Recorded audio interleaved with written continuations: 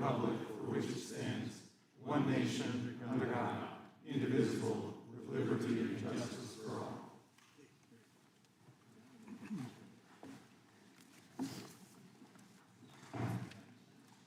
The chair is now recognized for an opening statement. And then we will move to our to the ranking member's opening statement, and then our witnesses will get 5 minutes. I want to just take an opportunity, maybe before I even do an opening statement, to welcome everyone back. Hope everyone had a good break. The ranking member and I, along with a few other members, Mr. Kiley, Mr. Fitzgerald, Mr. Correa, I think Mr. Swalwell and Ms. Crockett all had a wonderful visit to, and Mr. Cohen, to Europe, where we talked about this issue, and we learned some valuable information. And so we look forward to today's hearing and hearing from our witnesses. But first, you got to listen to the chairman and the ranking member talk. On August 12th of last year, Thierry Breton wrote Elon Musk a letter. Thierry Breton's the commissioner in charge of enforcement of the Digital Services Act and the Digital Marketing Act. In the very first sentence, the guy in charge of enforcing this legislation passed by the EU writes this: "Dear Mr. Musk, I am writing to you in the context of recent events in the United Kingdom and in relation to the planned broadcast on your platform, X, of a live conversation between a U.S. presidential candidate and yourself." So think about it. The guy in Europe in charge of enforcing a European Union law writes an American about an American company, about an American election, and he says the context for the letter, the reason for the letter, are events that are happening in the UK, a non-European Union country. That's not Europe trying to influence what happens here. I don't know what is. He goes on throughout the letter and says this: measures need to be taken to combat disinformation. He told this to Mr. Musk. We're concerned about any, quote, illegal content you may have. And he ends his letter by saying, "My services and I," very last sentence, "my services and I will be extremely vigilant to any evidence that points to breaches of the Digital Services Act and will not hesitate to make full use of our toolbox." So he ends the letter with a threat. So before the interview even takes place, he's threatening an American running an American company about an interview regarding the most important election we have, election of the President of the United States. And again, saying the reason for doing so are events that are happening in a non-European Union country, the UK. Comments about events happening in the UK. Concerned about this, quote, spillover effect. That is why we're having today's hearing. That's why we went to Europe last month, or actually in July, to study this issue. Now, here's what's interesting. Mr. Breton, after he sends this letter, this committee sent him 2 letters, and then he suddenly resigns. We asked him to come today, but he refused to come. We asked him to send written testimony. He refused to do that. We asked him to appear. He just wouldn't come. I think it's important to remember what the House Judiciary Committee did last Congress. We investigated our government, the Biden administration, their attacks on free expression here in the United States. What Michael Schellenberger journalists called the censorship industrial complex. Big government, big tech, big media, big academia, all working together to censor Americans. And we learned all kinds of things in that investigation. We learned on April 27th of 2022 that the Biden administration had established a disinformation governance board. That's right, a bunch of bureaucrats going to get together and tell you what you can say, what you can tweet, what you can post, what you can read, what's misinformation, what's disinformation, and the new term they come up, what's malinformation. Thank goodness, because many of us raised concerns about that, they disbanded that disinformation governance board. We no longer had that. We heard from journalists like Mr. Schellenberger, like Matt Taibbi, regarding the Twitter files. We heard from Tulsi Gabbard. We heard from RFK Jr., all Democrats, frankly. In fact, I took some heat for that. What are you doing bringing Democrats in front of the judiciary? We brought them in because they care about the First Amendment. It was interesting. When RFK Jr. came in to testify, the Democrats actually made a motion to go to executive session. Kick everyone out. No journalists, no one was allowed. They wanted to kick everyone out, go to executive session so no one could hear what RFK Jr. was going to testify to in a hearing on censorship. You can't make this stuff up. We learned that on January 23rd. Think about that, by the way. We learned on January 23rd, 2021, maybe point this one out first, that there was an email. So the third day of the Biden administration, there was an email sent from the White House to Twitter which said, "Take down this tweet ASAP." And who had issued the tweet? Who had put out the tweet? RFK Jr. So you had the Biden administration trying to censor a fellow Democrat who was going to run against him in the Democrat primary. I mean, that is, and everything in that tweet actually were true statements. So we learned all that last year, and of course our investigation culminated with a letter from Mr. Zuckerberg on August 26, 2024 last year, where he said, yes, the Biden administration pressured us to censor. We did it, we're sorry, and we won't do it again. And Meta, Facebook, has now subsequently changed policy. They now go to the community notes policy instead of the, quote, independent fact checker approach that was being used before. We had one other witness last Congress, a journalist from Canada, Rupa Subramanya, who I thought said something that was really important. She said, free speech is a core value of Western culture. And that is true, and that's what our concern is. We're concerned about the attacks on free expression in Europe, the censorship, the arrest for offensive posts, the chilling effect it all has on speech, but we're more concerned, frankly, as Americans, about the limits the DSA, the Online Safety Act in the UK, put on Americans' First Amendment rights, and the shakedown, and I think that's the appropriate term, the shakedown of American tech companies under the DSA, the OSA, and the Digital Marketing Act Digital Markets Act in the European Union. These acts target our tech companies that provide the modern town square, and they are the engines of innovation in our global economy. Since the turn of the century, European tech companies have languished behind their American counterparts. European governments have tried everything to change this except what might actually work, deregulating their own economy and letting free enterprise flourish.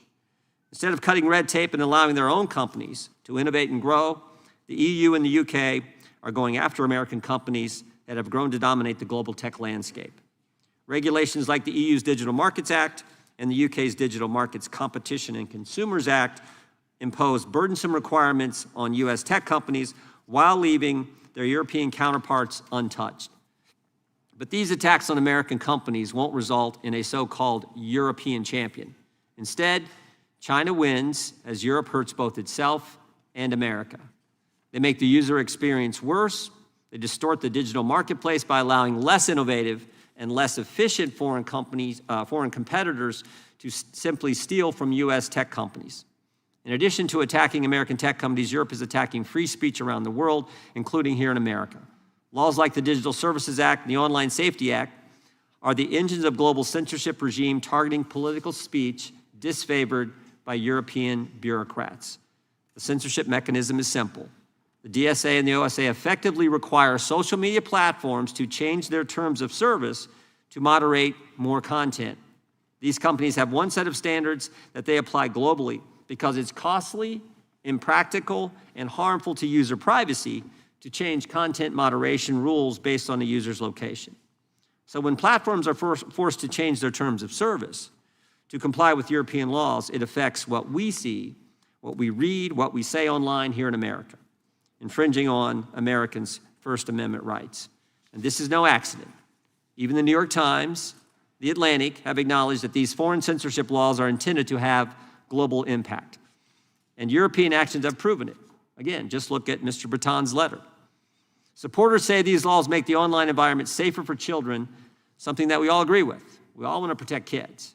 But censorship laws are never about disinformation or child safety or anything else. They're always about censoring criticism of the government. Social media is a relatively new technology, but censorship is as old as time. Misinformation, disinformation, hate speech labels are always used by the people in power to censor their critics. And my experience has taught me that today's misinformation is tomorrow's truth. And we have seen it time and time again. I always like to point out, everything the government told us about COVID turned out to be wrong. Everything our government told us about COVID. I'm not even talking about Europe here. Everything. They told us that the virus didn't come from a lab. Sure looks like it did. They told us it wasn't gain-of-function research done at the lab. Yes, it was. They told us it wasn't our tax money used at the lab. Yes, it was. They told us vaccines. They told us that the vaccinated can't get it. They told us the vaccinated can't transmit it. They told us masks work. They told us 6 feet social distance was based on science. And they told us this was the first virus in history where there's no such thing as natural immunity. They were 0 for 8. And yet they're going to define with some disinformation governance board what we can say, what we can tweet, what we can read, what we can post. You got to be kidding me. As RFK Jr. testified before our committee, never forgot what he said. He said, when you look at history, it is never the good guys who are for censorship. It is always the bad guys, and that's our concern. We need debate. The best way to answer bad speech, wrong speech, stupid speech, crazy speech, even hate speech is more speech. We need the First Amendment. Our committee will continue to move legislation that protects free speech from threats, including threats from abroad. And with that, I now recognize our ranking member for his opening statement. Thank you kindly, Mr. Chairman, and welcome to our witnesses. I imagine that in a hearing about threats to freedom of speech abroad, we might hear from a Russian dissident about Putin's massive violations of political freedom, or the death of Alexei Navalny in prison, or perhaps a Chinese pro-democracy activist about President Xi's attacks on free speech in Hong Kong, Tibet, Xinjiang, or the persecution trial of Jimmy Lai, or maybe a journalist about the Saudi Crown Prince's assassination of Jamal Khashoggi, the Washington Post writer who demanded freedom from religious persecution and oppression in Saudi Arabia. But no, the dictators of the world have got nothing to fear from this hearing. The Republicans called it to attack our democratic allies in Europe. The star witness is not a human rights leader like Navalny, but a far-right, pro-Putin politician who leads the UK Reform Party, a party that has 4 members out of 650 members in the parliament. He calls England an authoritarian regime, while saying that Vladimir Putin is the world leader he admires the most. Well, this hearing mimics Vice President J.D. Vance, who went to the Munich Security Conference in February. In the first 2 minutes of his speech, whitewashed the world's leading autocratic regimes, proclaiming that the threat that worries him is not Russia. It's not China, he said, but rather it's our European allies. Amazing. Republicans are promoting far-right parties in Europe, like Alternative for Deutschland, Reform UK, and Rassemblement National Français, and ignoring massive repression in Russia, China, Pakistan, Saudi Arabia, and among all the autocrats of the world. Republicans are vilifying European liberal democracies simply for engaging in the kind of line-drawing exercises that we Americans engage in under our First Amendment with respect to the epidemic of child pornography, protecting children from other harmful content, defamatory speech, online scams and false advertising, and speech inciting riots and imminent lawless action. All forms of speech that the First Amendment does not protect and whose tricky contours must still be drawn by law. We could have a meaningful hearing on this complicated subject, but this hearing is just a drive-by hit against a strong Democratic ally to benefit a Donald Trump sycophant and wannabe. But it's even worse than this. Not only are our colleagues ignoring intensifying repression in the world's dictatorships, they're also trying to distract the world from the attack on freedom taking place right here in America every single day. Americans aren't worried about the EU or the Online Safety Act in the UK. We're not worried about white nationalists not having enough license to incite lynch mobs to set immigrants on fire in their bedrooms. Americans are worried that Donald Trump is working to rewrite and whitewash American history in our museums, our textbooks, and our national parks, to destroy PBS, NPR, and public broadcasting, to ban books in our libraries, and to censor any news stories critical of him by installing political henchmen in private broadcast rooms. Americans know that academic freedom is in danger when the administration cancels and withholds billions of dollars in scientific and medical research funding from American universities, even for urgent life-saving studies about breast cancer or heart attacks, as a way to force schools to impose government orthodoxy on curriculum, hiring,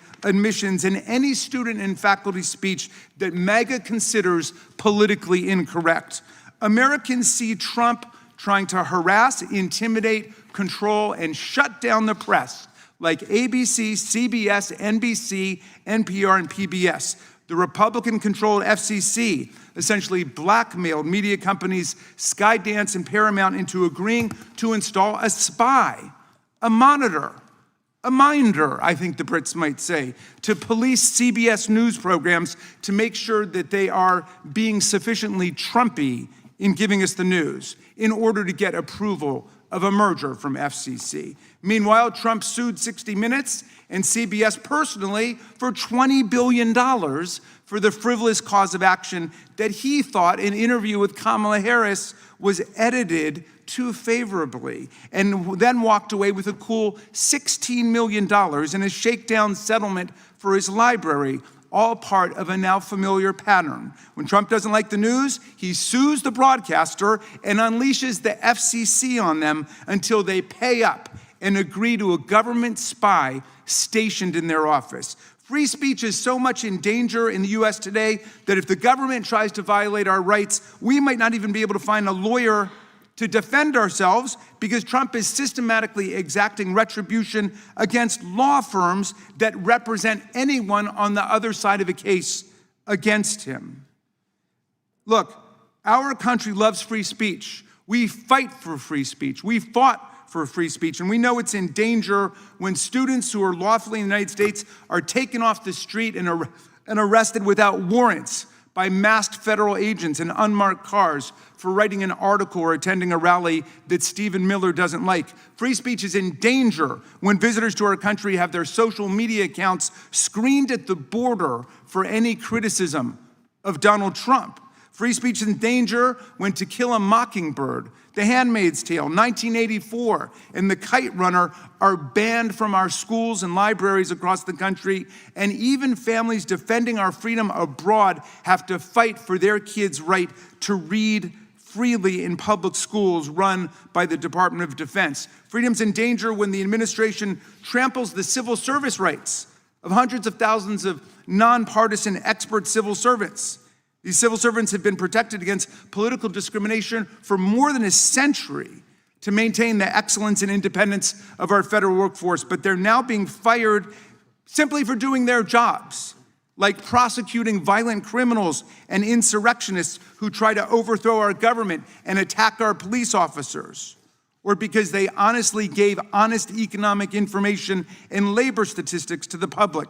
These honorable civil servants are being fired because they won't be the political hacks Trump demands that they be. When private comments made by federal employees are scrutinized for anti-Trump bias and they can lose their jobs because of it, then we've entered the realm not just of Vladimir Putin, but of Joseph Stalin. Now, Mr. Trump and Mr. Farage both claim they're protectors of free speech, but they only want to protect speech they agree with. In the UK, Mr. Farage is openly promoting the abolition of the Human Rights Act of 1998 to be replaced with a British Bill of Rights that limits the right of free speech to British citizens and legally sanctioned residents. He complains that racist threats against immigrants are not protected free speech, while he proposes to strip migrants, tourists, and perhaps even visiting American congresspeople of any free speech rights at all. I had my own close encounter with that when Mr. Farage and his team presented for more than an hour in a conversation we had about free speech. And after 3 minutes of talking, he cut me off and terminated the meeting because he didn't like what I was saying. That's the kind of free speech he's committed to. There is a free speech crisis in America today, but there's no free speech crisis in Britain. UK Prime Minister Keir Starmer has not shut down GB News, where Mr. Farage has his own show, just because Mr. Farage has used his airtime to call for banning peaceful protests that he disagrees with. No one has stopped him from going on Russian TV 17 times and saying also and repeating that the one world political leader he most admired was Vladimir Putin, even though Vladimir Putin is a war criminal and a dictator who has regularly interfered in other countries' democratic elections. No one has stopped Mr. Farage from parroting Putin's absurd talking points, like when Farage claimed that NATO, the US and Britain, provoked this war in Ukraine. For a man who fashions himself as some kind of a free speech martyr, Mr. Farage seems most at home with the autocrats and dictators of the world who are crushing freedom on earth.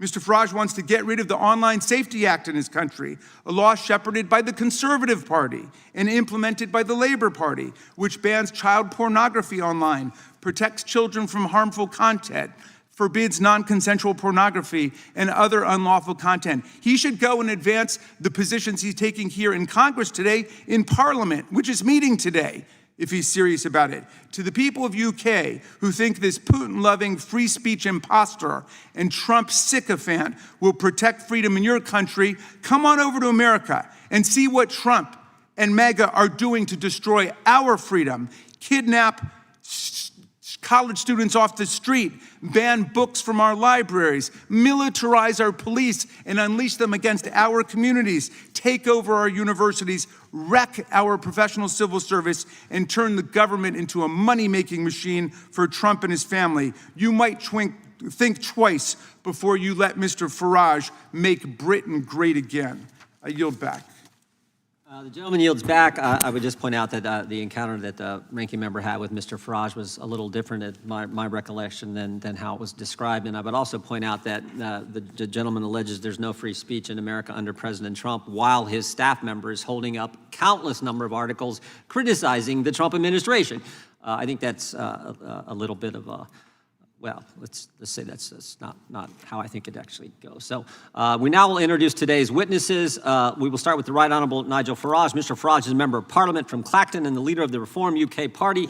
He is also a television host and was a leading proponent of the Brexit campaign. Mr. Lorcan Price is an attorney with ADF International, a nonprofit organization that works to protect religious freedom, free speech, parental rights, and the sanctity of life. Before joining ADF International, he was an attorney in Ireland. Mr. Morgan Reed is the president of the App Association, a trade association comprised of app developers and connected device manufacturers. He routinely testifies before Congress on matters of interest to his members, including artificial intelligence, competition, and other issues. And we have Professor David Kaye. Mr. Kaye is a clinical professor of law at the UC Irvine School of Law. Professor Kaye previously served as the United States Special Rapporteur on the promotion and protection of the right to freedom of opinion and expression. We welcome our witnesses and thank them for appearing today. We will begin by swearing you in. Would you all please rise and raise your right hand? Do you swear or affirm under penalty of perjury that the testimony you're about to give is true and correct to the best of your knowledge, information, and belief, so help you God? Let the record show that each of the witnesses answered in the affirmative. You can, thank you, please be seated.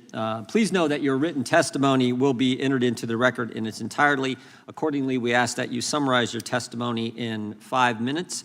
I think we'll just go down the line, and we will start with Mr. Reed, then Mr. Price, Mr. Farage, and then Professor Kaye. So, Mr. Reed, you're recognized. 5 minutes.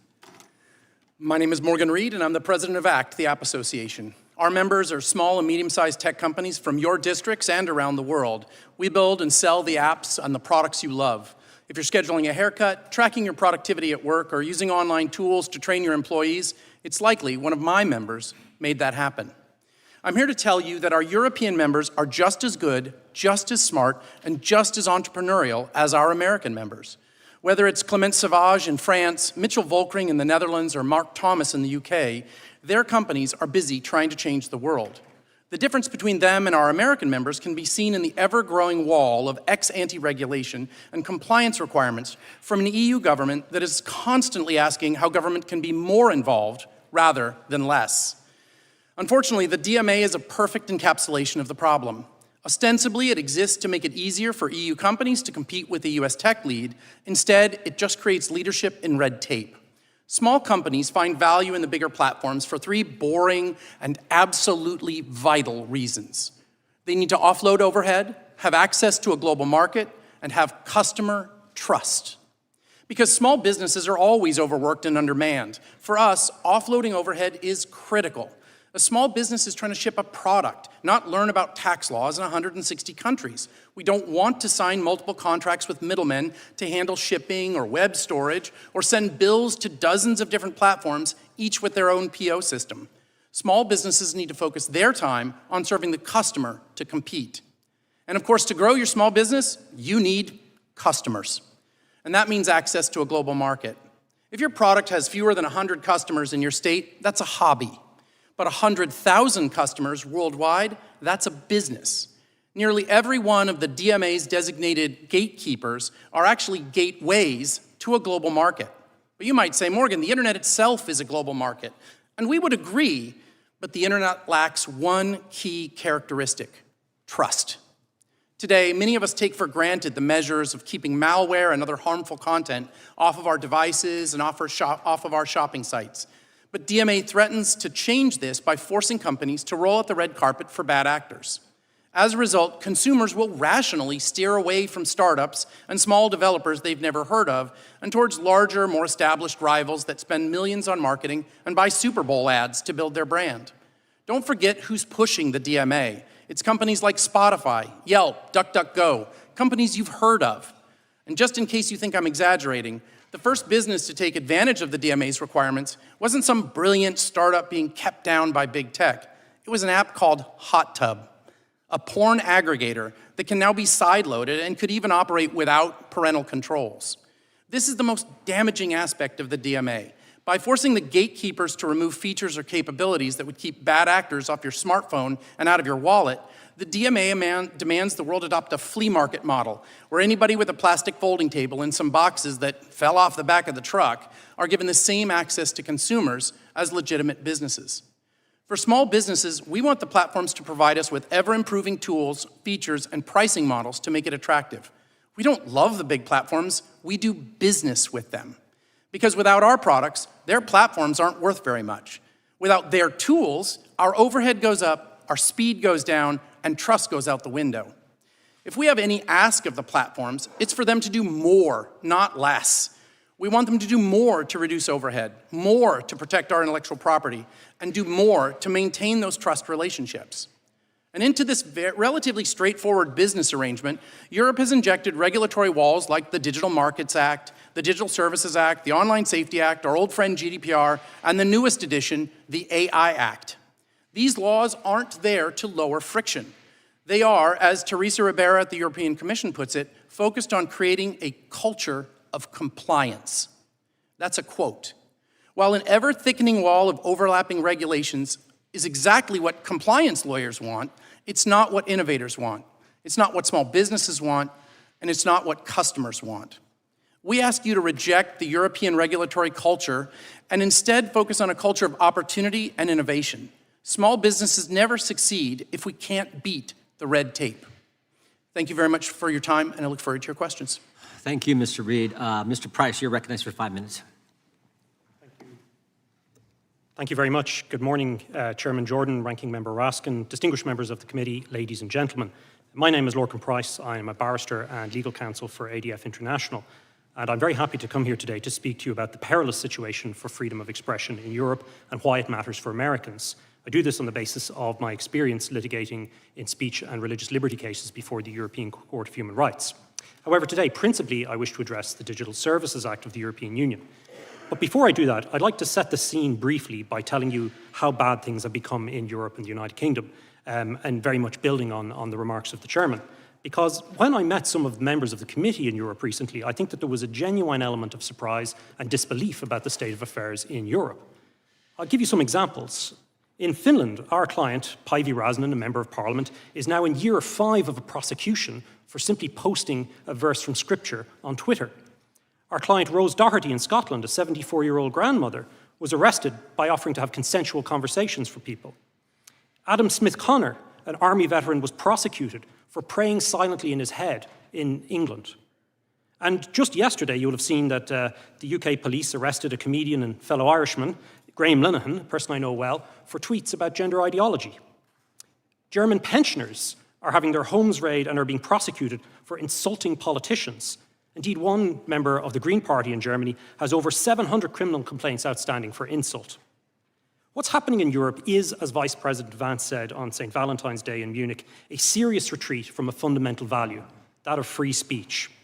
It's a sign that our European political elite has lost control of the narrative, and the Digital Services Act is the response to that, an increasingly desperate attempt to suppress growing public discontent. Why should this matter for Americans? Why should you be concerned? Because of the worldwide reach of European law, the so-called Brussels effect changes regulation in every area that the European Union chooses to regulate. And now they've entered the business of regulating speech. And they're very proud of the Brussels, or the so-called Brussels effect when you ask them about it. This new EU law is essentially an anti-speech law. And when you read the case law of the European Court of Justice, statements from senior officials, and the provisions of the Digital Services Act, you can see everything is there to create a digital censorship industrial complex. We see a whole structure of trusted flaggers, codes of conduct on so-called hate speech and misinformation, content moderation for so-called systemic risks. Much of this is hidden in bland technocratic language in the DSA, and our written submissions go into some of the problems associated with it. But it constitutes nothing more than an attempt to bring Brussels regulation of speech onto a global stage. Furthermore, when the European Union is now negotiating trade deals, including with your neighbours to the north in Canada, they insist that the Digital Services Act is part of that. So it's very clearly a global intent.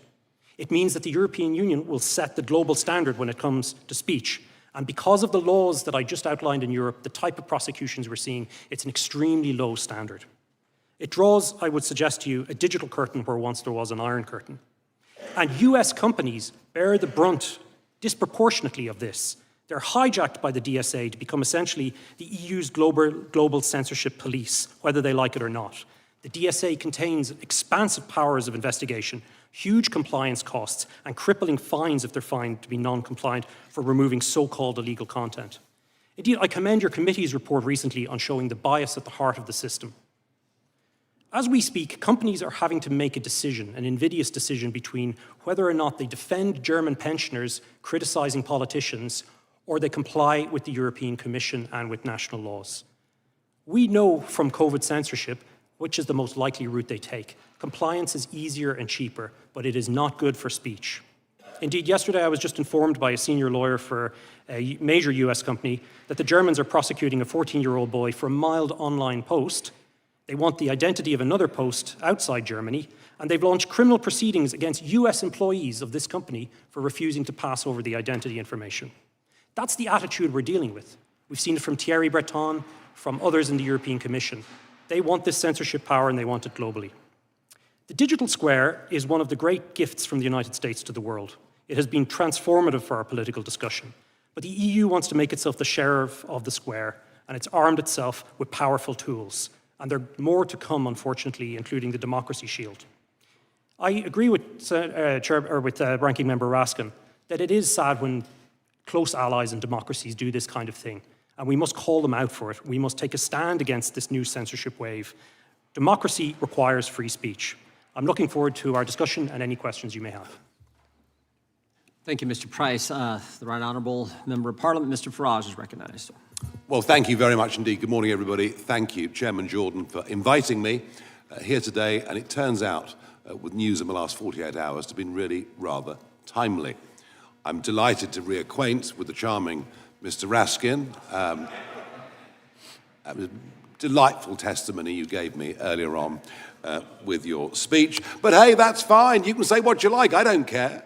Because that's what free speech is. And in a sense, this has all been going wrong now for a couple of decades. We've kind of forgotten the Voltairean principles that we'll fight and defend to the death your right to say something that we fundamentally disagree with. That is the absolute foundation, if you think about it, of free speech, of democracy, of living in freedom. It's kind of why we fought 2 world wars at massive, massive cost to defend that very principle for ourselves and for many, many others around the country. And I first became worried about all this with cancel culture.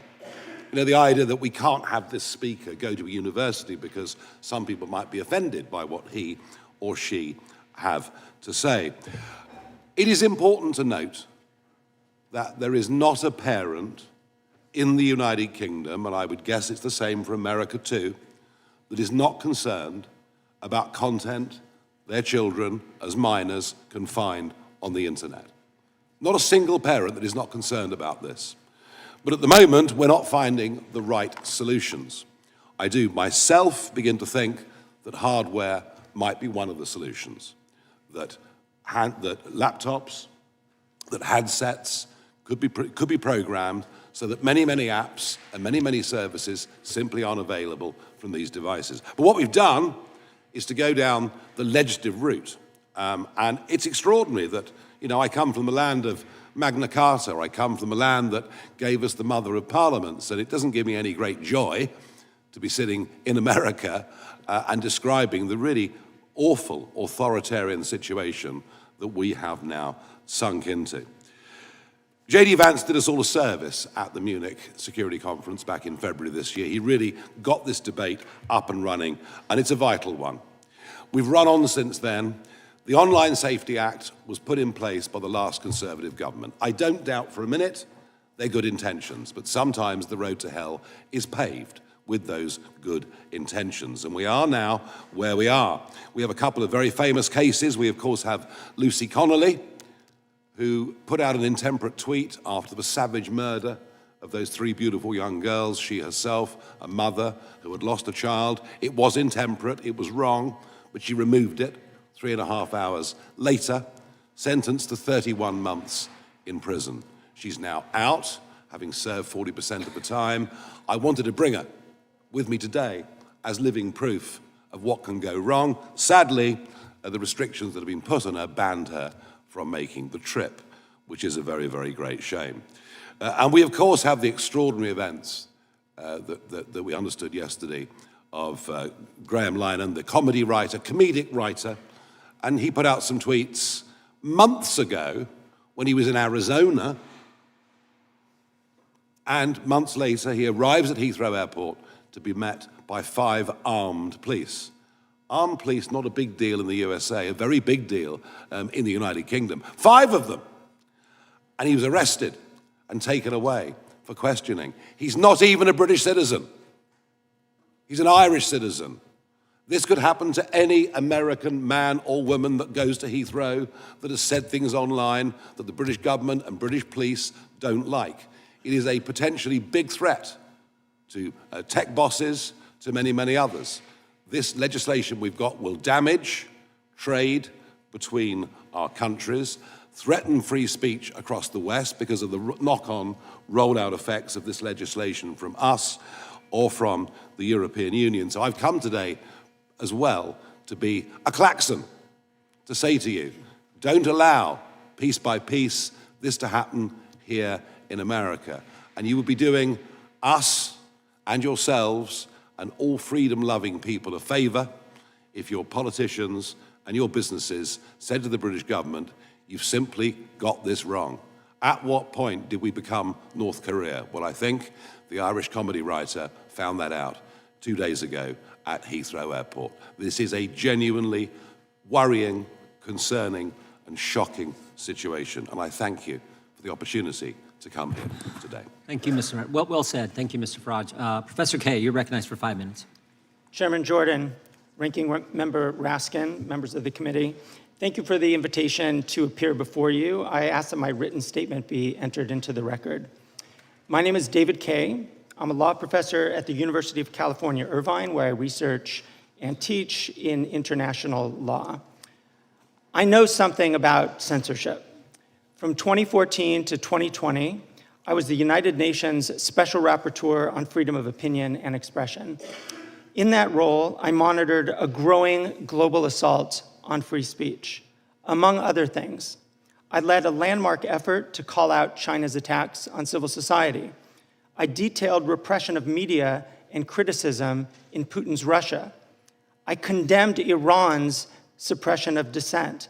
And I even criticized democratic governments when they sought to force platforms to take down lawful speech. That is censorship. Violations of the human right to seek, receive, and impart information and ideas of all kinds, guaranteed by Article 19 of the International Covenant on Civil and Political Rights, a treaty ratified by the United States in 1992. Inspired by the First Amendment, it guarantees a speaker's rights and the rights of everyone to access information. So it pains me that the United States, the country that had my back as special rapporteur, the land of the First Amendment's make no law, now leads the charge to undermine freedom of speech and of the press. The threat is real, live, and I think shocking given our nation's historic commitments.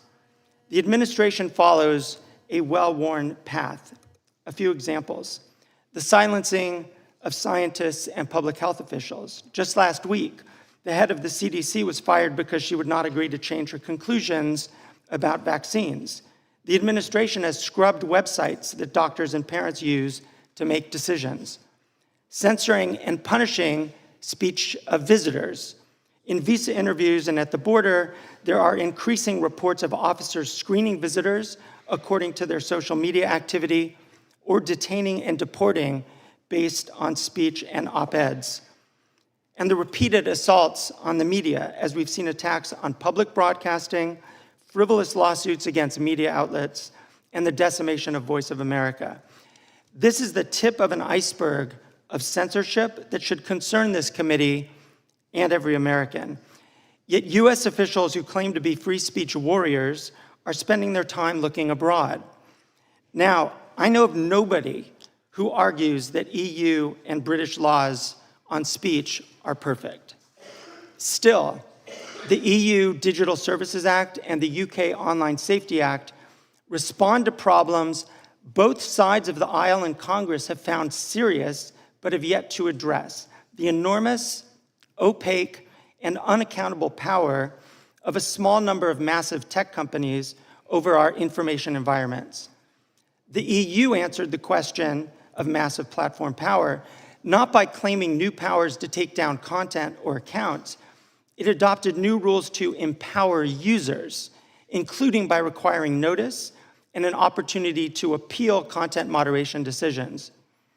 The Online Safety Act, championed by Labor and conservative parties, was widely popular as an attempt to hold big tech accountable. It does have elements that concern me. Yet whatever faults it might have, it, like any other British law, is subject to legal challenge and review by courts for any violation of fundamental rights, just as we would expect of any democracy. Neither established censorship regimes. I encourage members of this committee to consider two things. First, instead of criticizing allied democracies, consider the kinds of content online that you find objectionable. Maybe it's anti-Semitic or Islamophobic content, misogyny, child endangerment, content glorifying terrorism or inciting violence. How do you propose to address those in a way that is consistent with free speech values? That's not an easy question, and it can't be waved away with just 3 words: because free speech. The EU and the UK have made their choices, subject to democratic judicial oversight, and acting in good faith. I think this committee could do the same.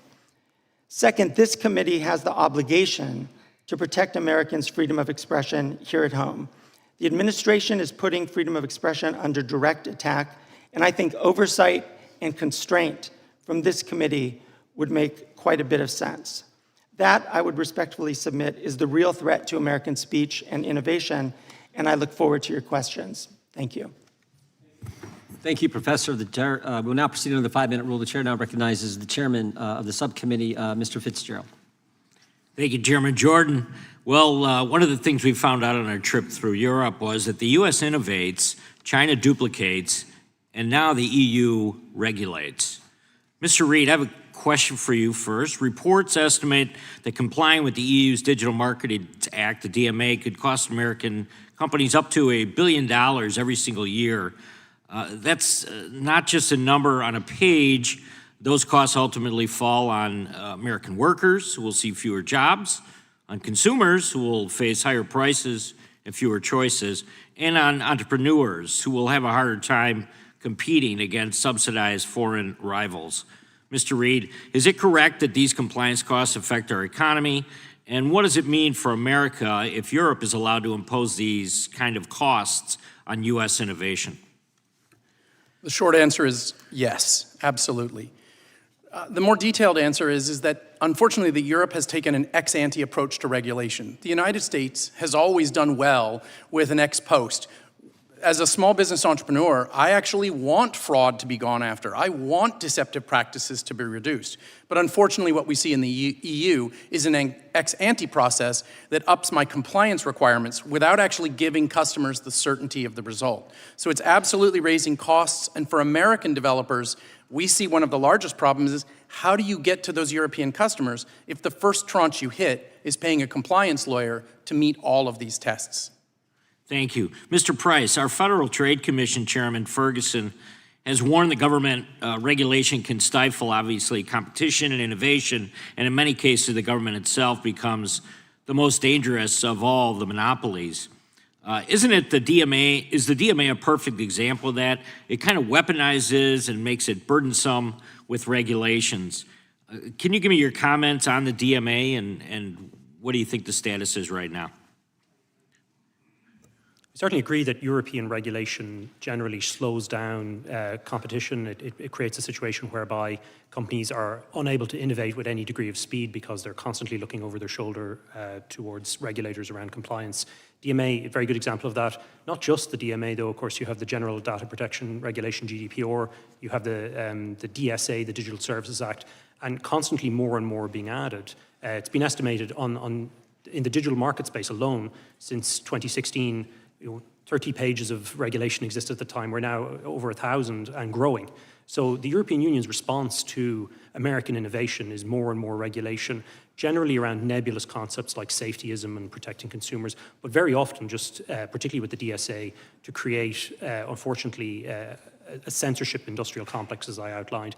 DMA, very good example of that as well. Thank you very much. Mr. Reid, if I could come back to you, President Trump just secured a landmark commitment from the EU to address unjustified digital trade barriers. It was part of the U.S.-EU trade deal. I'm hopeful that this will result in the EU kind of removing, and a lot of people we talked to in Europe when we were there said that there was a possibility that they could pull back on some of this. What action could President Trump take to hold the EU accountable to their commitment? And are there additional enforcement tools that Congress could provide to make that happen? Well, I think, Congressman Fitzgerald, you've done great work in reaching out and sending letters to make it clear what the position of the United States government is on these issues. The reality is that the Europeans themselves, through the Draghi report, are recognizing that they have done a lot to harm those very same industries. We're hopeful that the United States can continue to use the careful power and the careful discussions through our trade negotiations and other actions to get them to step back. But we're here to talk about free speech, and so one of the things I would point out is we want the small businesses in Europe to also be able to speak and say, hey, we need these regulations pulled back.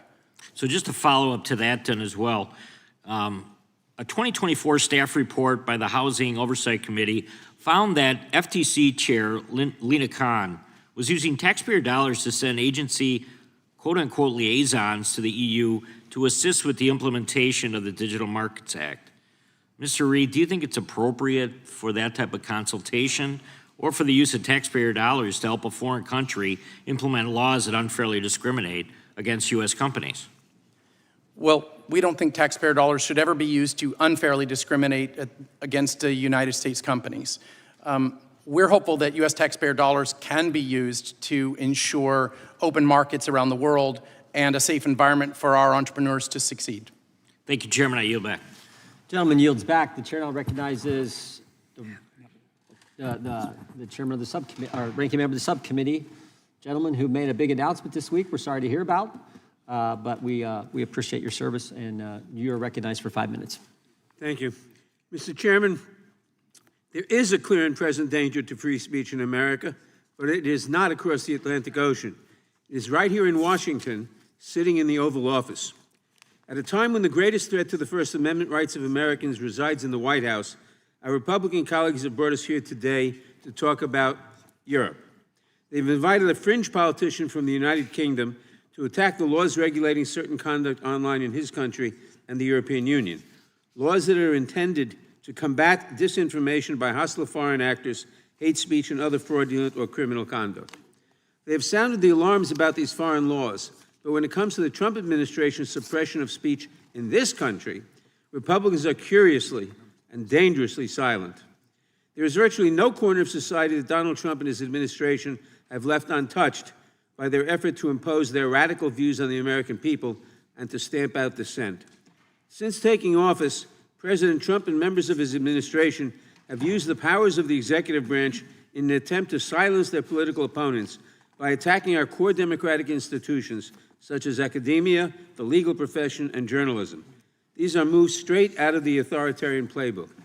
For example, the Trump administration has taken aim at colleges and universities, trying to bend them to its will by withholding billions of dollars in scientific research funding, a short-sighted move that will set back innovation in this country by decades. And in some cases, including at my alma mater of Columbia, it has demanded onerous conditions that infringe on academic freedom. On these same college campuses, students are being kidnapped for writing op-eds, and others are being deported for participating in protests. The Trump administration has also targeted disfavored law firms that dare to challenge the president or to hold him accountable, or simply for hiring an attorney who clashed with Trump in the past. Some have sadly capitulated to its campaign of extortion. The president has even taken aim at the arts and humanities, launching a hostile takeover of the Kennedy Center and censoring exhibits at the Smithsonian Institution, attempting to whitewash American history and to stamp out free expression.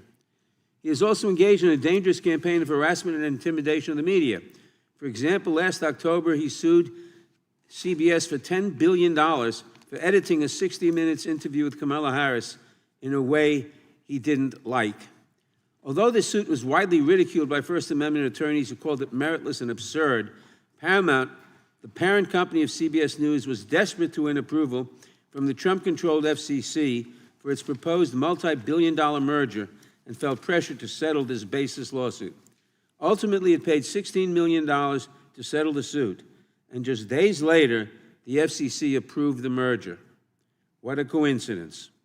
This followed ABC's settlement of a similarly baseless Trump lawsuit for $15 million because of corporate pressure.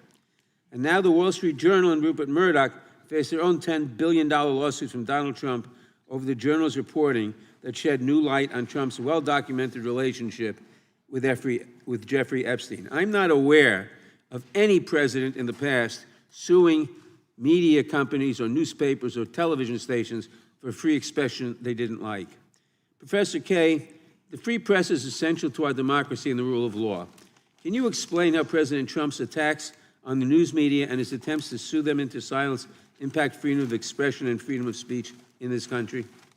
Yes, thank you, Mr. Nadler, and congratulations on your announcement this week. Well, I think it's important to note that when we're talking about attacks on the press, it's not just about attacks on the journalists themselves or the media outlets themselves.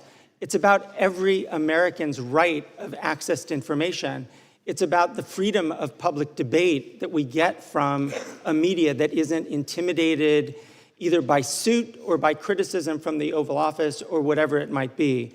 And so I think it's really important to think about these kinds of attacks, not only as those on journalists, but on the entire information ecosystem. And I think it's also important for us to realize that we can't pick and choose what censorship we like and don't like. I think the chairman's statement was really correct when he said censorship used by people in power to censor critics, that's at the core.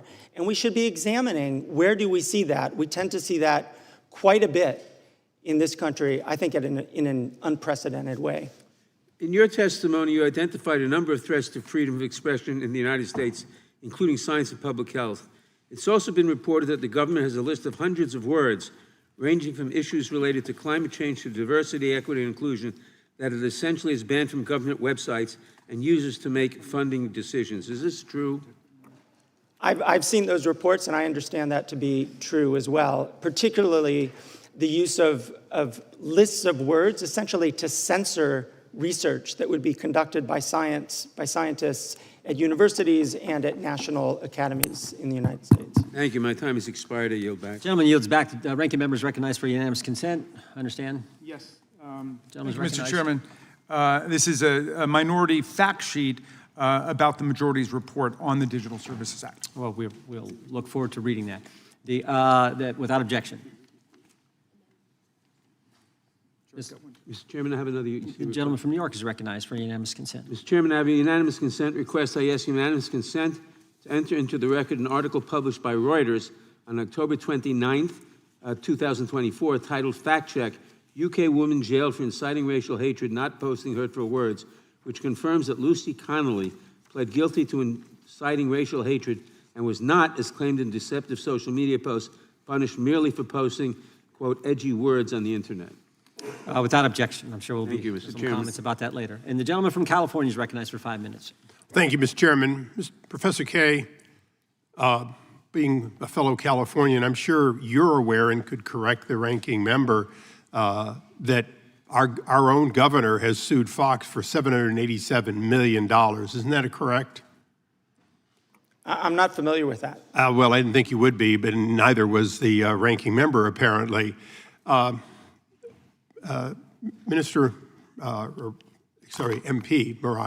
Farage, do you have the equivalent of what the Professor Kaye was talking about, which is the Article 19? You're a signatory to that international convention, if you will, on free speech.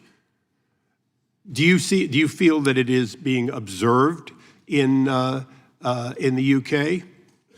Maybe a signatory to it, and we may. And the Prime Minister, today in the House of Commons was talking about free speech, and indeed when President Trump was with him in Scotland the other day, he talked about our proud history of free speech, but what people say and what they do are two very different things. And the argument is that the Online Safety Act, I'll repeat what I said earlier, may have been designed by the Tories with the best of intentions, but has turned out to be the sledgehammer that misses the nut. It's not protecting kids, and it is damaging. So now, going back to the United States, you don't have a constitutional framework that is the equivalent of ours in that you have no First Amendment absolute guarantee. Is that correct?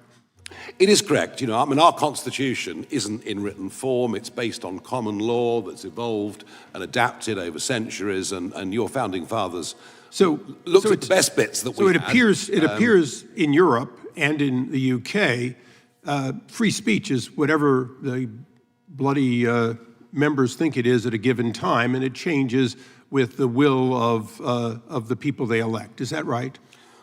Yes, but I don't think at any point we've really had a proper debate about infringement of free speech until COVID. And I think COVID changed the game. Okay. I think the government, social media platforms, big media, suddenly there were arguments that needed to be made that were banned. So, Mr. Reed, to your knowledge, and I would go to the professor, but he seems to be ill-informed even on our own governor's lawsuits. First Amendment. In the United States, you can sue for anything. Do you often win if you sue against institutions like Fox, Wall Street Journal? Isn't it true that effectively the First Amendment creates a tremendous shield against anything except malicious, deliberate lies? Not my area of expertise. We can absolutely talk about apps, but as an American, yes, that is absolutely my understanding. And you have no such protection, just the opposite. You have no idea in Europe or in Britain about what is going to be allowed or not allowed. In other words, you don't know where to call balls and strikes. You just simply have to pay the fines when you get to them. Well, I only carry one passport, so I'm more aware of the American laws, but that is my understanding correct. Okay, now, we do have a First Amendment, and we are a signatory to Article 19. So I'm going to go a little bit into opinion. Now, I'm the author of No Censorship on Our Shores, meaning, Mr. Price, I know you're familiar with it, I'm not going to tolerate censorship overseas and then have those people come to the United States. Now, Professor Kaye may object to the idea that I'm not going to let people who have been involved in censorship come into the United States because I think it's unacceptable to get away with that overseas. But let's be reciprocal for a moment for Mr. Reed and for everyone. If we're seeing Europe and the UK and other countries stifle what we are guaranteed in the U.S., and particularly arrest somebody for what they said while on U.S. soils, shouldn't this administration be just as strong and reciprocal that we will not tolerate that activity even off our shores? And isn't that ultimately what the United States must make available to the world, essentially guarantee the First Amendment to anyone, anywhere, if they want to do business with the United States? Mr. Price. The leadership of the United States on this issue this issue has been transformative for the discussion in Europe. And from the President, Secretary Rubio, and the Vice President, they have transformed the issue, and I hope more comes. So, to the fringe parliamentarian, as you were called, and probably the future Prime Minister, what say you? Yes, for Mr. Nadler's benefit, it's a very big fringe, and we're doing rather well, but there we are. Look, you know, if you were to follow, Mr. Eisler, the logic of your argument that you were to ban people from entering America who would pass legislation that was prejudicial against American companies or American citizens and would threaten them with potential arrest if they came across the other side of the pond, I think the practical difficulty with that is you'd have to ban the British government, the entire Labour Party. So I'm not sure in practical terms that it works, but I understand the sentiment. Thank you. I yield back. Gentleman yields back. The gentlelady from California is recognized for 5 minutes. Thank you, Mr. Chairman. Let me be clear. I am not here to defend the European laws, and I've often criticized the approach of European countries to internet-related issues. It's really generally wrong-headed. But I don't really think that's the point of this hearing. I think the real threat to the First Amendment isn't coming from Europe. It's coming from Republican-led states that have introduced bills to close the open internet, and most of all, from Donald Trump, who's actively trampling free speech here at home. I think it's rather absurd for this committee to spend our time criticizing laws we have no jurisdiction over while ignoring the countless ways the Trump administration is tearing up the First Amendment. If this committee is really serious about protecting free speech, we need to focus on the Trump administration's literal assault on the First Amendment that's happening right here at home. So, Professor Kaye, I have a series of questions for you. Do you think that arresting international students for being critical of U.S. foreign policy is an attack on the First Amendment? Yes, absolutely. And isn't that because it's not just the right of the person to speak, but the right of all the rest of us to hear? The First Amendment isn't just about the speaker, it's also about the listener. Isn't that correct? Right, that's true. Now, a federal judge agreed with you and with us, warning that arresting students for their views chills the speech of millions of Americans. The government can't punish speech simply because they don't like its content. This year, as has been mentioned by others, President Trump's FCC blocked the CBS merger until the network agreed to change its programming and install a so-called bias monitor. The head of 60 Minutes resigned, saying he could no longer make independent decisions about the news. Doesn't that sound like a violation of the First Amendment's guarantee of a free press? It does, and I think it's important to underline that restrictions on free speech don't come just from a law or the police outside your door. It can come from a whole network of intimidation, of public attack that really does chill speech, including the kinds of attacks that lead to deportations of people who are here just to study. Since January, the Trump administration has revoked over 6,000 student visas because the speech of these students didn't align with what Trump agreed with. And now they're doing the same to immigrants who are applying for citizenship. Does that raise First Amendment concerns, do you think? I think it raises First Amendment concerns, but it's also in a broader way, it's raising concerns about our tolerance of dissent, of this government's tolerance of criticism. And not everything is specifically about the First Amendment and the ability to enforce it in our courts. Sometimes it's about leaders in our country actually promoting a culture of open debate and open access to information. The very things that we've heard a lot about already this morning, a kind of marketplace of ideas that some people still talk about, that's not just about what the law provides, that's also about how our leaders behave towards that kind of open debate.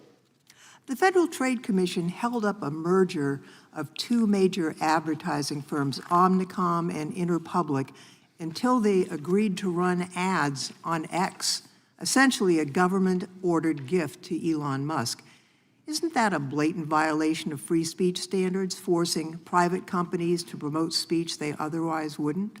It's certainly a kind of extensive use of the term of jawboning that has come up over the last several years, and it's a kind of pressure that absolutely interferes with free speech. And it's also the kind of weaponizing of our federal agencies in support of a particular actor, a particular business person. It seems to me that these actions affect not just the companies or the individuals that are the target of this abuse, but they're also to scare off everyone else from engaging in that behavior. Would you agree with that? Yeah, absolutely. I think that what we're seeing right now with just this essentially a kind of avalanche of restrictions and intimidations of free speech in this country, that it's designed to chill that kind of debate. It's designed to chill whistleblowers, to chill scientists, to chill professors and students. I think that's essentially what we're witnessing right now. My time has expired, Mr. Chairman. I yield back. Generally yields back. Mr. Chairman, I ask unanimous consent. You see request from John Calford? Yes, I ask unanimous consent that the Politico ad or news that was dated June 27, 2025, saying Gavin Newsom sues for $787 million be placed in the record. Without objection. Mr. Price, has anything in the Digital Services Act changed in the last year? No, sir. Hasn't been amended, hasn't been changed at all? No, sir. So everything Mr. Breton wrote 1 year ago today, well, August 12, 2024, that's still in place, where he said to an American running an American company about an interview that was yet to happen, future happen interview, threatened this individual. None of that nothing in the law has changed that would change what actions this individual took. Nothing in the law. Just because Mr. Breton's gone doesn't mean Ms. Verkunen can't do the same darn thing, right? Precisely. Yeah, and that's the concern. Mr. Price, is this statement, we need to take back our country, is that statement hate speech? We don't really know what hate speech is. It's so vague, and that's the problem with it. I wouldn't regard that as hate speech. Well, you may not, but the EU regulators do, because they had a workshop on May 25th where, this is part of our investigation, material we'd subpoenaed, they gave us this information. They said it is hate speech. That's a concern, right? Yes, sir. And it could be made by an American and be termed hate speech, and there could be some ramifications for Americans' First Amendment liberties. Is that accurate? Yes, sir. Okay, Mr. Price, what's a trusted flagger? A trusted flagger is an NGO or a private organization that's recognized under the DSA, and if they identify or a complaint has been made... Wait. Recognized by who? Oh, the terms of the DSA. Oh, and the national regulators and the commission as well. Okay, and they do what? So they're recognized by the government. They're approved by the government. Yes, all right? And what do? If they identify content that they regard as illegal content, the companies have to give priority to removing that content. Oh, so people that the government approves tell companies what they can allow on their platform and what they can't, right? That's correct, sir. And the same people who approved these folks are the same people who conducted the workshop and said, we need to take back our country as hate speech. Is that fair to say? That's correct, sir. Yeah, and that's the concern. And what happens if these trusted flaggers approved by the government, the same government that says we need to take back our country as hate speech? By the way, I think that statement is made probably more by Democrats right now than Republicans. I think the head of the Democrat National Committee made that statement like 3 months ago at a big Democrat rally or something they were having. So the same people who say that's hate speech approve the trusted flaggers, who then tell the platforms what they can and can't have on their platform. And if they don't agree with what the trusted flaggers say, there's civil penalties. Is that right?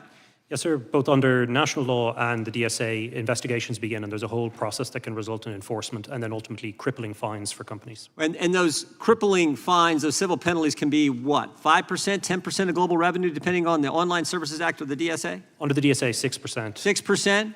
Wow, that's a lot of money because these are big companies, right? Yes, sir. Now, Mr. Farage, it's not just civil penalties, though. And this is where it gets really scary. Because my understanding is there's criminal penalties, and I think in 2023 in the United Kingdom, there were 12,183 arrests for offensive post. 12,000 people arrested for things they posted online that some trusted flagger approved by the government, the same government that says what's being said at the Democrat National Committee, we need to take back our country, is hate speech. That's a scary scenario. Is that right? Yeah, they're massive statistics, and I mean, some of it comes under non-crime hate incidents. So you've said something on social media, someone's taken objection, and you get the knock at the door from the police sort of warning you that if you do this again, something may happen. And this has now been broadened out. I mean, Mr. Price made the point, what is hate speech? How do you define hate speech? And that's the problem, isn't it, with all of these laws? Yep. That we finish up in a position where local police forces, etc., have to choose their own interpretations. I think, again, as I said to you earlier, the timing of this hearing today is perfect because the head of the Metropolitan Police, who arrested Graham Lennon at Heathrow Airport, he's thrown the ball back now to the British Home Secretary and the government to say, please tell us, what is this law intended? What are we supposed as the police to do? So I think we're going to have a much more rapid debate about this. But my worry is it may get worse, if I may quickly. Yep. Because the Labour government now are intending to pass a law that has a definition of Islamophobia. They're intending to put that into law. And that effectively will mean that criticism of a religion, mocking of a religion, would become an offence. And that's totally against everything. Well, because we've always given the Pope a hard Yeah, time. We've always given the Archbishop of Canterbury a hard time. So we're finishing up kind of with two-tier law and two-tier justice. Well, and that's very I concerning. had one other question I'd like to get for maybe you and Mr. Price, if I could. Speaking of religion, tell me what performative prayer is. This is something we've seen and we've discovered in our investigative work. Maybe we'll start with Mr. Price, then go to Mr. Farage. Yes, sir. We have a client at the moment who's been prosecuted or who was arrested in Bristol for a Christian pastor preaching about the differences between Christianity and Islam. He was then assaulted by a group of people identifying as Islamic people. The police arrived and they arrested him, not the people who assaulted him. This is the state of play in the United Kingdom in terms of free speech. And unfortunately, across Europe, I mean, I have a whole file of cases here where people have been arrested for criticisms of Islam, where they've been prosecuted. So things are getting pretty bad. Yeah, that extends to abortion clinics, doesn't it? And the abortion debate in Britain and Europe is different to the abortion debate in America. It's in a different place. Mm-hmm. But we have seen people warned or arrested if they've been seen to be praying outside abortion clinics, even if they're doing it silently. Hence, it's performative in the sense they're doing that. And you know, I'm afraid you now have to be a certain distance away from one of these clinics. But if other members of the public object and say that your praying there is causing them psychological harm, well, the police may intervene. Thank you. Mr. Chairman, may I comment on one of these issues, just very briefly? I'm fine if the ranking member, okay. I may have to ask you a question after you comment. When you do that, go ahead. I realize I'm opening the door. Yeah. I just wanted to note on this question of what is hate speech. First off, the question of identifying hate speech is not something that happens in a vacuum. In the UK, in Europe, there are very strict rules around the definition of hate speech that connect it not merely to speech, but to incitement. So it's incitement to violence or hatred or discrimination.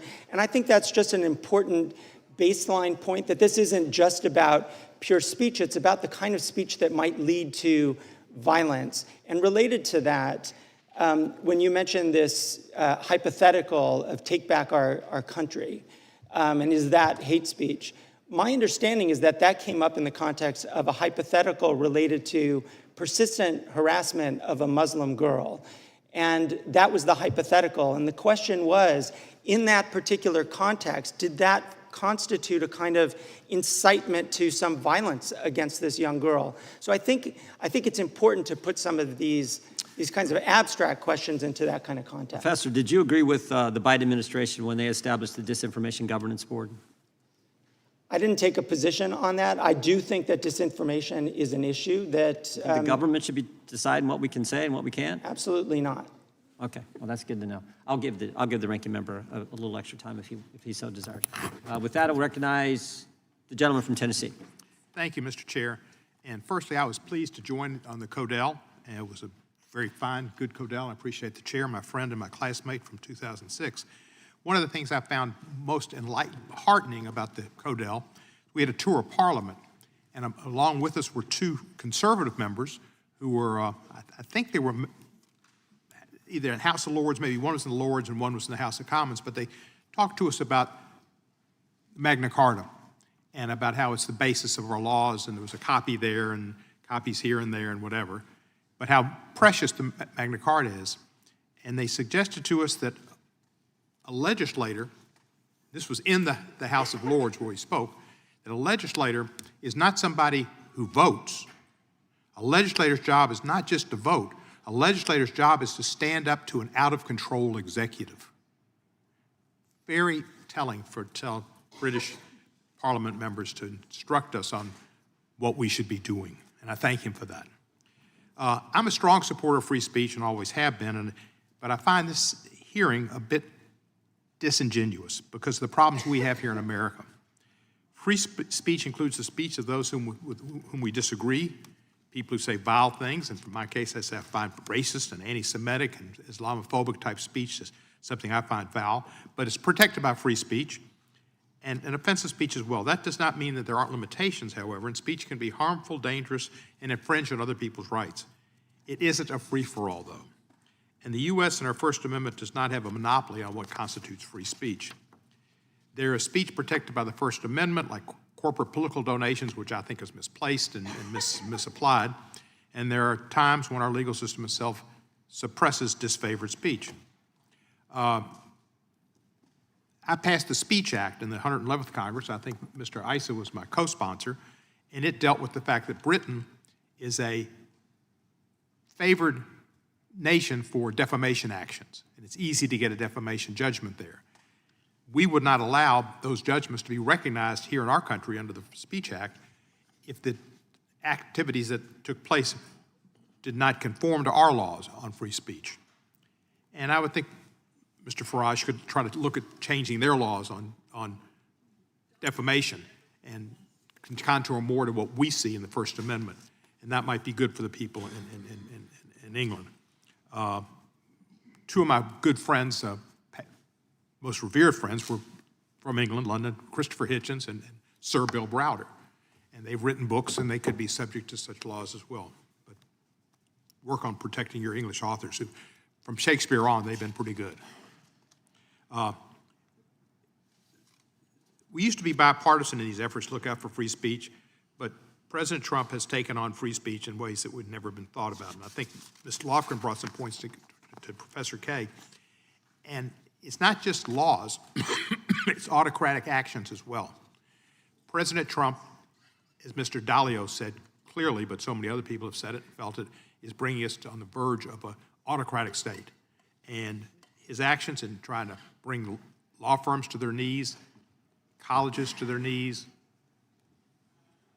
federal employees, students, et cetera, is anti-free speech, anti-opportunity, and fear for themselves and their futures if they speak out. Even congresspeople could be subject in the future, I'm sure, with some of the ways we're seeing this Justice Department act with questions about their speech.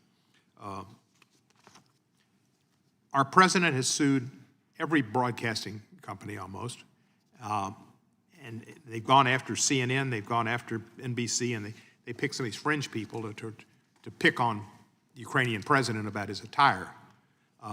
It's bizarre what's going on in our country, and I'm concerned. They try to silence and shake down those who don't conform to whatever the president thinks. We need to understand that his review of the Smithsonian exhibits and other African-American museum and saying there was too much emphasis on how bad slavery was.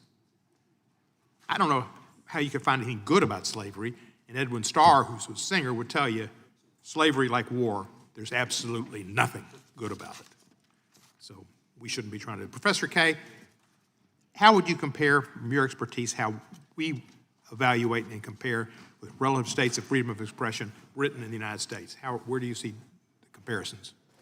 Well, I think right now we're at a very dismal place in the United States, but I do think that it's also worth thinking a bit about some of the issues that Mr. Farage raised. So, for example, he mentioned the issue of a law against Islamophobia, but there's also a lot of discussion about laws against anti-Semitism and against other attacks on people on their status, on the basis of their religion and so forth.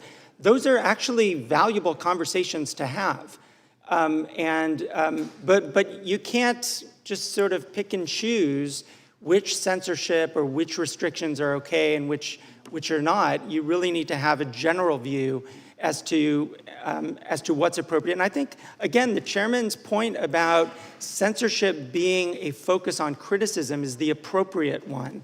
And to the extent that we can make that comparison, which country is really doing more, or which countries are really doing more to tamp down, to silence critics, that's the harm to our democracy. And right now I see that more in the United States than I see in Europe or the UK. Thank you, I'm a gentleman, Professor. Mr. Barber. And I'd just like to say to you, welcome. I have a lot of British friends and respect for Britain. I have a great time when I'm there, but I'm happy we won the war. The gentleman yields back. Gentleman from Arizona is recognized. Thank you, Mr. Chairman. The statement that Trump is bringing us to the edge of being an autocratic state in and of itself disproves the premise of that statement. Think about that. It's absurd.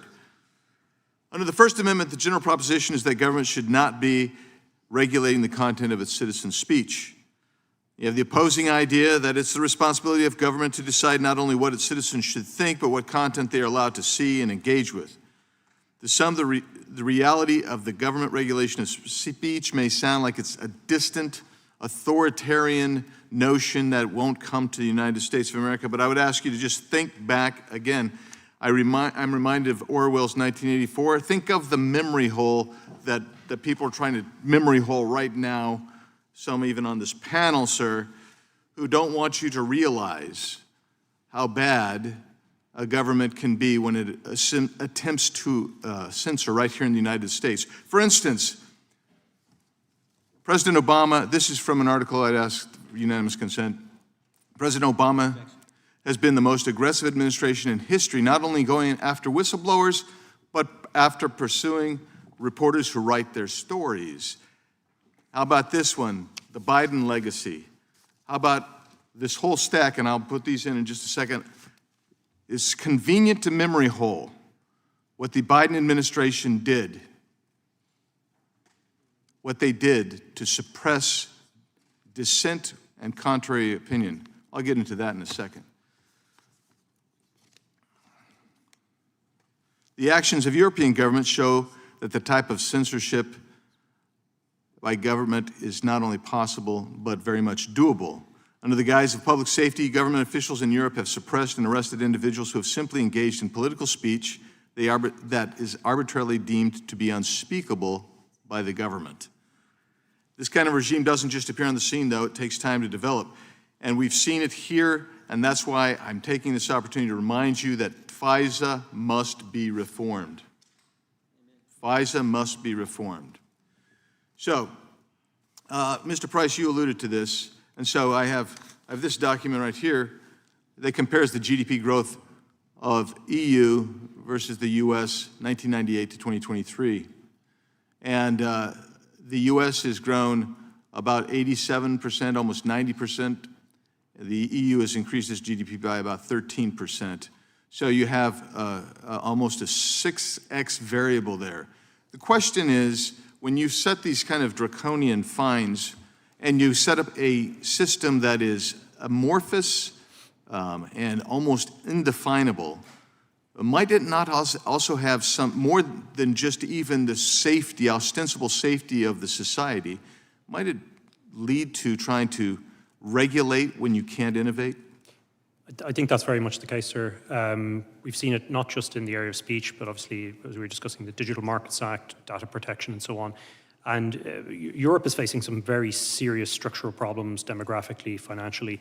And a lot of what I think is inspiring the DSA is what we saw from Germany beginning after the election of President Trump and after Brexit, which is to control the narrative, slow down speech. And into that, then, they're throwing a very wide net out that's affecting all kinds of legitimate speech. We talked about my client Päivi Räsänen in Finland, who's prosecuted for sharing a tweet from the Bible. It's absolutely outrageous. And that becomes now the standard that the DSA will set, not just for Europe, but possibly and predictably globally. And similarly, Mr. Reed, that's what's going to happen to your app innovators. They're not going to be able to have access to 440 million people in a marketplace in Europe without having to go through essentially government censorship.